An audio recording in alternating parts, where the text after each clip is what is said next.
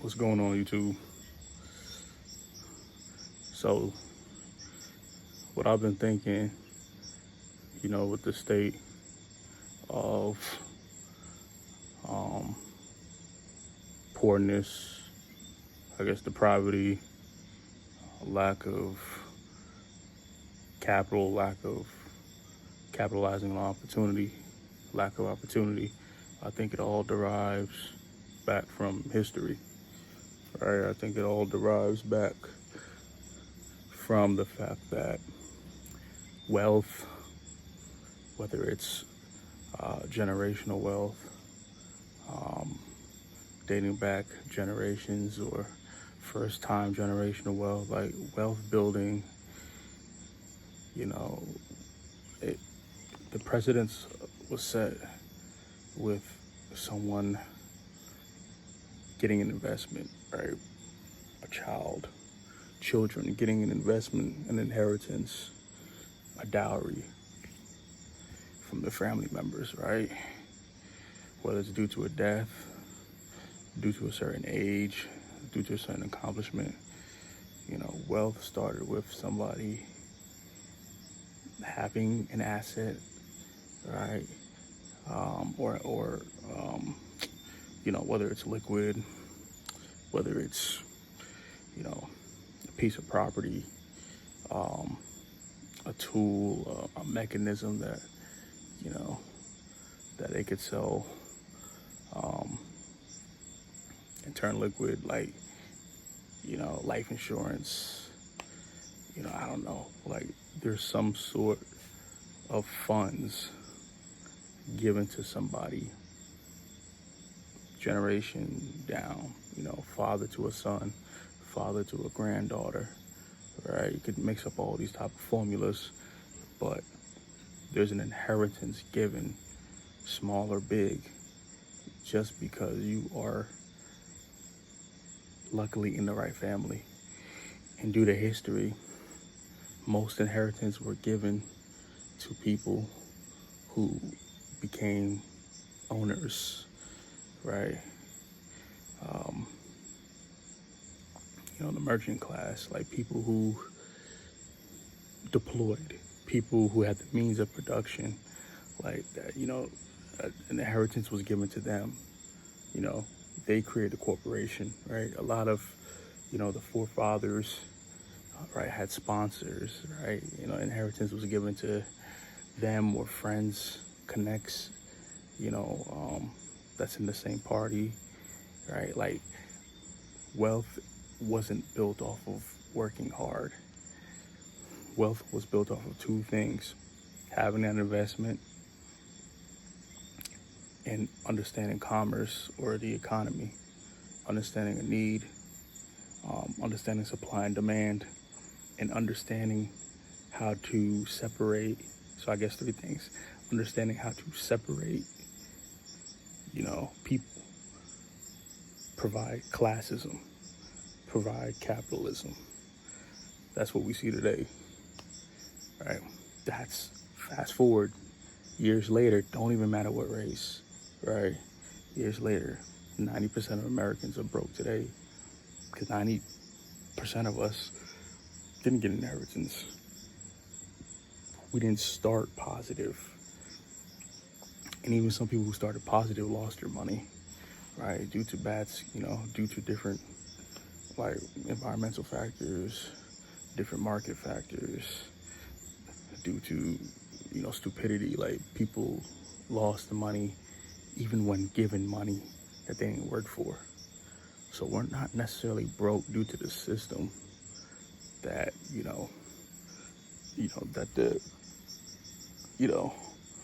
that the corporation that America is, but like we've been broke since before we were born because we weren't set up with that inheritance to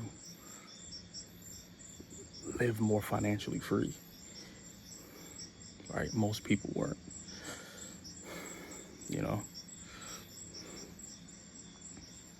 So if you look at it, right, if you have 10 people in the room, 9 out of 10 people most likely low to middle class, between low to middle class, and on the verge of being homeless. i.e. broke, right? Because the middle class is disappearing. That middle class, right? It's either trending downwards to the lower poor class or trending upwards. Like, it's that middle class kind of got that little gray area is depleting in America. You know, so that's where we're at. 90% of Americans are broke, right? If you attribute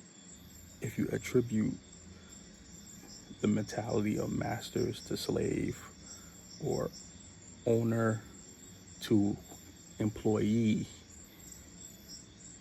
right? King to servant. Like, if you attribute those titles and those differences in class, you know, that's the same as the haves and the have-nots, right? We're living in the same system that those masters, the kings, the owners had, you know, set up to where they separate themselves. Land, means of transportation, product, manufacturing, right? Capital. They had advisors, right? You have all these people that kept them up here and astute. And the people to complete their means of production, right? Who slave away day in and day out, or the people who didn't have the same opportunities, or the people who were drawn away from those same opportunities, right? They didn't give us black people the ability to read. You were beat or killed for that, right? You didn't eat for that, right? Same as today, right? Like, I've got asked on a job. I've got, bring it to home. I'm black, right? I got asked on a job. And today, the whole race thing, and that's what gets people, like, it's not about slavery no more, but it's modern day institutionalization.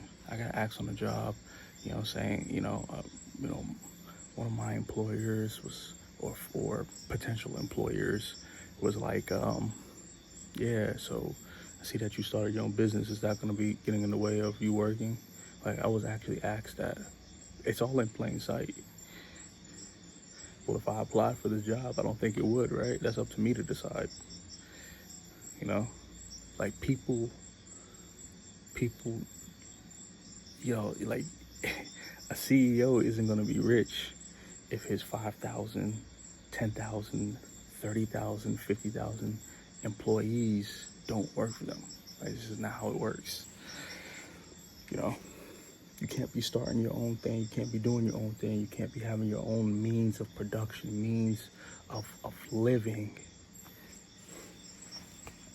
you know, and trying to, with trying to support someone else's business, dream, idea, you know, institution. Like, it doesn't work.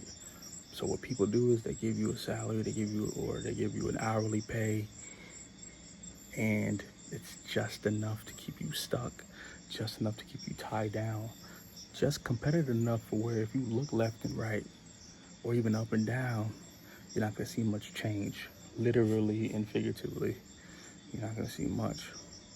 And that's the modern day, you know, that's the static that we're seeing, right? The modern day slavery, right? That's the institutionalization that we're seeing. That's desensitization that we're seeing, is that, you know, I'm making up either, for some people who are lucky, above average wage, but most people who are making $200,000 to $300,000 are still living paycheck to paycheck. What does that tell you?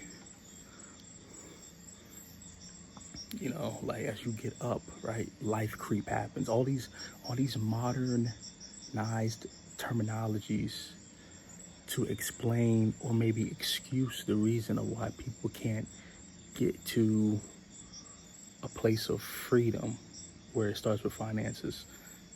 You can make $50,000, you can make almost $250,000, and you still feel stuck. But the 5% of people are making between $250,000, $300,000. So the 5% of people in America still feel stuck.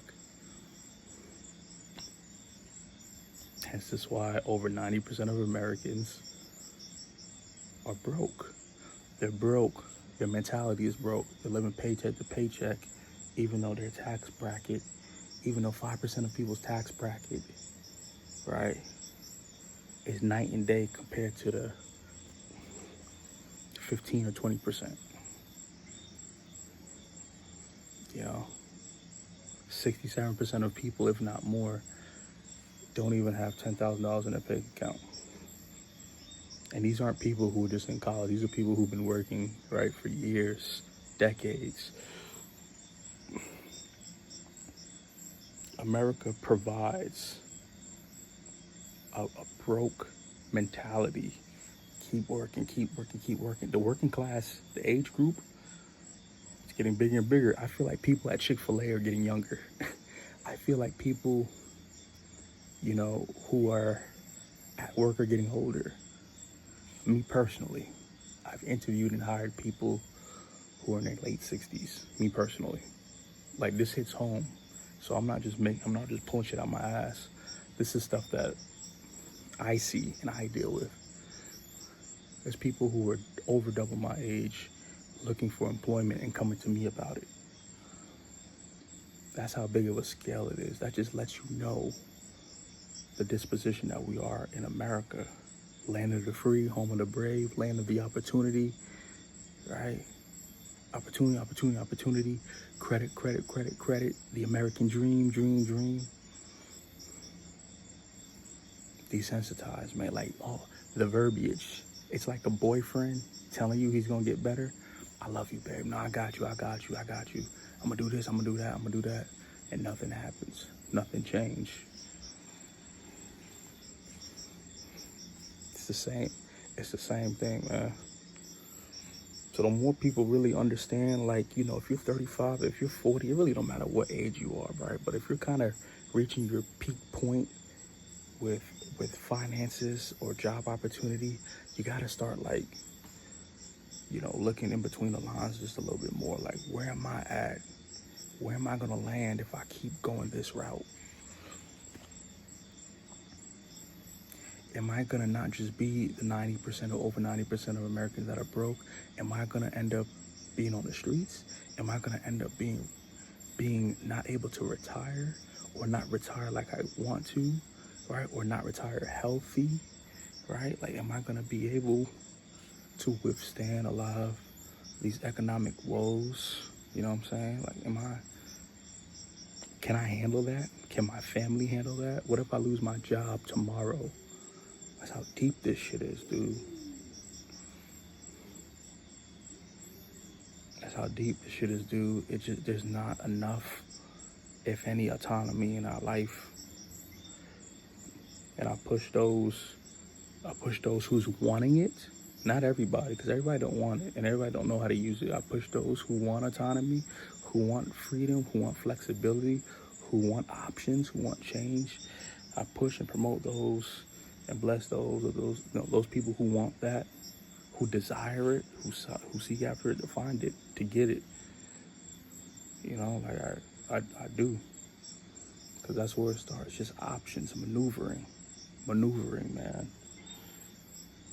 There's loopholes, like any board game, right? There's loopholes, like any video game. Like, there's loopholes, right? Like, there's loopholes to it. If you kind of understand the history and know the present, there's loopholes to the future, for sure. And again, most people are gonna veer this way, or you're gonna have to veer this way. That's just how it goes, man. Like, I started realizing this stuff like 2 or 3 years ago, dude. Like, that made me want to be isolated more. Like, I told my wife, I don't feel like going out no more.